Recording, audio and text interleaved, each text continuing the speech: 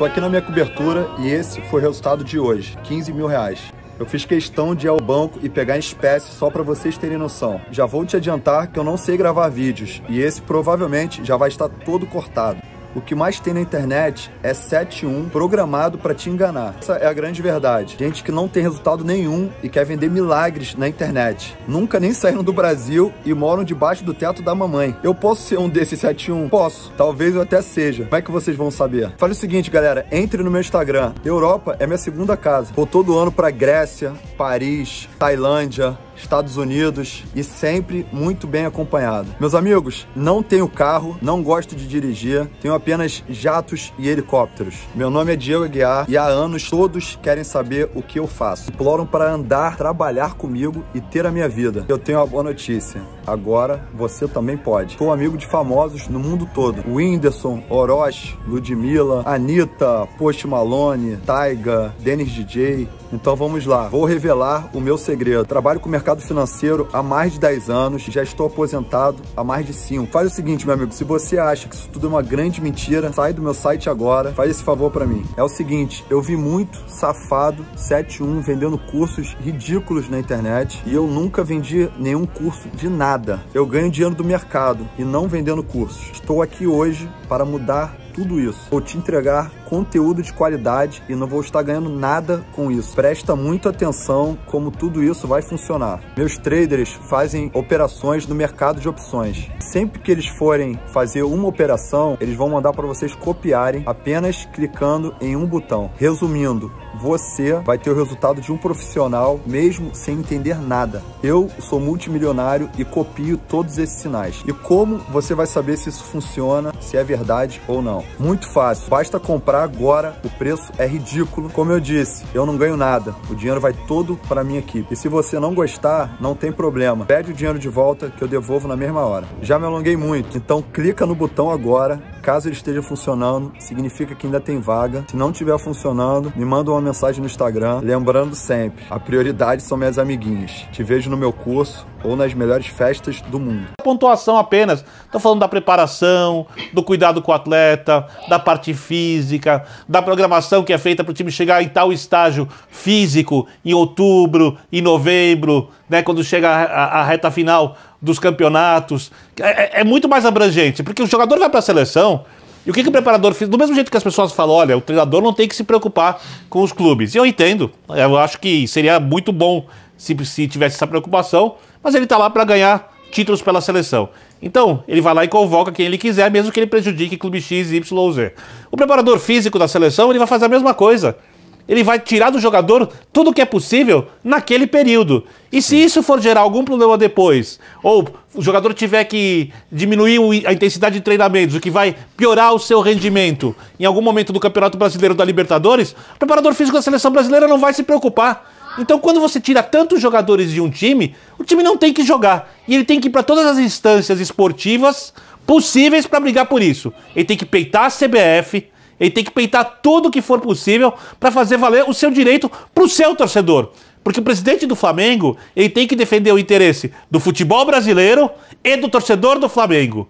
E nenhum deles ele fará se ceder os seus jogadores, não só reclamando, mas sem tomar nenhuma medida mais certeira, mais eficaz contra isso. E o mesmo vale para todo mundo que ceder jogadores da seleção brasileira. Na Europa, nenhum time vai ficar sem jogador importante porque ele serviu seleção brasileira em Copa América ou na Olimpíada. O ponto é que a gente não devia estar discutindo paralisação de campeonato, né? Porque simplesmente o campeonato não devia estar programado. Fosse a Copa América na Argentina, no Chile, Perfeito. No Brasil, em Marte, a gente não deveria estar falando de um campeonato ainda rolando. E falo isso tranquilamente, porque realmente a realização da Copa América esse ano ela é desnecessária, ela é absolutamente desnecessária, totalmente desnecessária. Ela poderia perfeitamente, para adequar o calendário com a Euro, ser em 24. Você faz um intervalo de 5 anos em vez de 4. Mas o Pedro Ivo, que cobre bastidor de Conmebol, muito sabe que eles não iam perder uma chance como essa de repetir, até porque é uma galinha dos ovos de ouro e desde o escândalo de 2015 que prendeu um monte de gente, vieram novos, e os novos não querem perder essas oportunidades. Então, opa... A gestão melhorou, hein, Léo? Cá pra nós. As arbitragens melhoraram. Tudo melhorou. Até na CBF, perto do que já foi a gestão Ricardo Teixeira, melhorou. Porque o Ricardo Teixeira se preocupava com a seleção brasileira e não estava nem aí pro futebol, só fazia política de bastidores. O Caboclo pelo menos tentou ali melhorar a arbitragem, a gente vai falar disso depois, não está conseguindo, tem alguma preocupação com os clubes, até isso melhorou. Então eu acho que a gestão da Conmebol, Léo, desculpa te interromper, ela melhorou. Mas é óbvio que, como você disse, tem a sua galinha dos ovos de ouro e quer pegar os ovos, né? E o futebol de seleções é lucrativo para as federações, claro que é. A Copa América é super lucrativa, as eliminatórias são. Por que você acha que na hora que falou a pandemia muda o formato das eliminatórias, não dá para fazer turno e retorno? Aí cada uma das 10 federações falou, peraí, eu tenho 9 jogos em casa, você quer que eu diminua? De jeito nenhum, cara. Enfia onde puder enfiar, mas tenho que fazer os 9 jogos em casa aqui. Isso aí tá fora de discussão. É assim que funcionam as coisas, né? Ninguém quer perder a boca. E eu tô falando isso muito tranquilamente, porque eu acho que eu tô no extremo oposto aqui do Birner, por exemplo. Eu adoro o futebol de seleções, adoro as competições, fico pilhado pra ver as convocações. Eu também gosto, na Copa do Mundo. Então, mas teve Copa América aqui, eu fui numa noite fria ver Chile e Japão no Morumbi, peguei metrô de noite pra ver Chile e Colômbia em Itaquera. Eu gosto. Se tivesse de novo em condições normais, iria de novo esses mesmos jogos. Eu curto o ambiente de competição de seleção e tal. Ô, Léo. Mas não justifica, né? Ninguém perde nada esportivamente se essa Copa América não acontecer. Ô, Léo, financeiramente perde, mas é só o topo da cadeia. Sabe qual é a minha dúvida? E eu sei bem, a gente acompanha a sua paixão por esse futebol de seleções. Você gosta desse futebol de seleções. O Birner gosta em Copa do Mundo, questiona em outros momentos. Quem comanda a brincadeira gosta desse futebol de seleções? Gosta do que ele gera. Gosta do capital político pessoal. Gosta do que ele gera. Essa turma não gosta de futebol, Léo. A bem da verdade é essa. Quando a gente elogia a gestão do Alejandro Domingues, a gente tem que elogiar, perto do que já foi com o Napur, perto do que já foi com o Nicolas Leoz. Há uma gestão técnica muito interessante. Há uma preocupação em combater um legado de corrupção interessante. Só que você precisa valorizar o futebol. Como vai chegar essa Copa América, se ela vier a ser realizada a partir do dia 13? Qual é a mancha dela? Qual o tamanho dela? Sabe? Qual é a visão dela? Qual é a imagem dela perante a opinião pública, o torcedor? A crítica não quer saber, o torcedor de clube não quer saber, a oposição do governo federal não quer saber, os estados que não vão receber não querem saber. Então, essas pessoas gostam de futebol quando elas tratam mal assim um torneio, quando elas tratam mal assim um futebol de seleção. O Caboclo gosta de futebol quando ele macula a imagem da seleção brasileira. Hoje o torcedor brasileiro ele quer ver tudo. O seu ídolo, o seu Tite, ele quer ver tudo. Ele só não quer ver a seleção do Tite, porque o Tite convoca, porque o calendário é ruim. Então, assim, essas pessoas gostam desse futebol? Essa é a minha pergunta. Entendeu? Então, assim, sempre que a gente lê mensagem de fomento ao futebol, investimento em clubes, melhorando a condição da seleção, privilegiando a torcida, o fã do futebol, eu não consigo ver verdade. Eu sempre me questiono se essas pessoas gostam mais de poder ou de futebol. E aí sabe qual que é o problema? Os fatos me levam a pensar que elas gostam muito mais de poder. Tudo que envolve qualquer tipo de decisão hoje, infelizmente, está ligado ao poder. Eu não consigo ver essa paixão que você citou do futebol de seleções, do futebol de clubes, em quem comanda. Então, isso muito me preocupa. A Copa América, independente de como ela venha acontecer, se ela venha acontecer, confirmada no Brasil, em outro lugar, seja em Brasília, seja em outras cidades, sendo o Rio, em São Paulo e outros polos talvez menores, de menor importância econômica, ela já chega, sabe, muito maculada, muito arranhada, a pessoa já vai ter uma rejeição, uma repulsa ali, aquilo. Então, eu me questiono se essas pessoas realmente gostam de futebol, né? Esse é o ponto, entendeu? Mas aí sabe qual é, Pedro? Esse questionamento que você faz aos cartolas das federações nacionais, eu faço aos dirigentes de clubes também. Sim. Muitos presidentes de clube, o cara gosta de futebol mesmo ou gosta do prestígio que presidir um grande clube ou dirigir o futebol de um grande clube ele dá? Temos todos os tipos, Léo. Os que gostam de futebol, os que gostam de ambos. E aí o ponto assim, o cara que gere um clube, ele tá muito preocupado em perder o jogador ou isso é coisa de torcedor? Não ter o jogador durante o período da seleção. Ou ele está preocupado em depois fechar o balanço dele e falar, eu não posso pensar num calendário sem o estadual, cara, porque o estadual me dá X milhões aqui, e se eu diminuir o número de jogos que eu vou fazer aqui, eu não vou conseguir fechar minha conta. Então nem que eu tenha que jogar o brasileiro em data FIFA e perder jogador, paciência, cara. Vão fazer um barulho aí, mas no final das contas eu tenho que aceitar porque é o que vai fazer minha roda girar. Eu tenho a plena sensação de que cada vez mais convocação para a seleção, eu estou tirando do caso do Flamengo, porque aí ficou uma coisa insustentável, com mais de meia dúzia de jogadores. Mas qual é a proposta sobre onde enfiar os jogos? A proposta seria esticar o calendário até janeiro de 22, mas em novembro de 22 começa a Copa do Mundo. Como é que vai ser o calendário de 22? Lembrando que no começo da pandemia você deu um mês de férias para os jogadores. Então você tem agora todo mundo jogando direto. Quando vão ser as próximas férias? Onde você vai encaixar ano que vem, se for o caso, estadual ou brasileiro? É uma coisa que até na Europa se discute, né? Outro dia o Guardiola, o Klopp falaram duramente sobre isso, até para serem críticos também à reforma da Champions. Eles falaram, eu não tenho como fazer uma semana de 8 dias, nem um ano de 13, 14 meses. Pra gente mudar de assunto, onde eu vou colocar os jogos? Tá. Fala, Birner. Não, não, só pra ser claro. Eu gosto de jogo de seleção, tá? Eu gosto de futebol de várzea, adoro futsal. Eu só acho que os clubes são sagrados e eles têm que continuar sagrados, não se mexem com os clubes. Pra mim, eles são a base do futebol de hoje em dia. Só isso, Paulo, desculpe. Imagina. Hashtag linha de passe pra você seguir participando e nos doando todo esse carinho que estamos recebendo. Não, mas alguns estão gostando. Alguns tantos, ainda bem. Obrigado. Linha de passe, hashtag linha de passe, para você ficar ligado, para você seguir ligado com a gente no programa, falando agora da primeira rodada do Campeonato Brasileiro, que de certa forma foi surpreendente. Afinal de contas, os ditos times favoritos, aqueles que parecem estar no primeiro pote, digamos assim, do Campeonato Brasileiro, tropeçaram. A exceção foi o Flamengo, que derrotou exatamente um outro time deste nível, deste pote.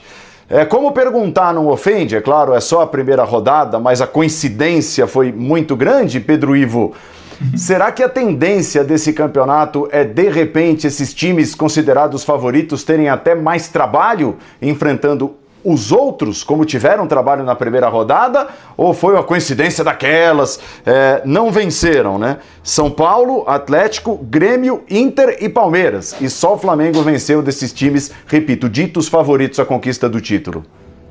Eu não acho que é coincidência, porque eu vejo muito trabalho no Fortaleza, eu vejo trabalho no Fluminense, que encarou São Paulo, eu vejo trabalho em outros tantos times, só que ao mesmo tempo eu acho que é um recorte que fica, é um alerta que fica.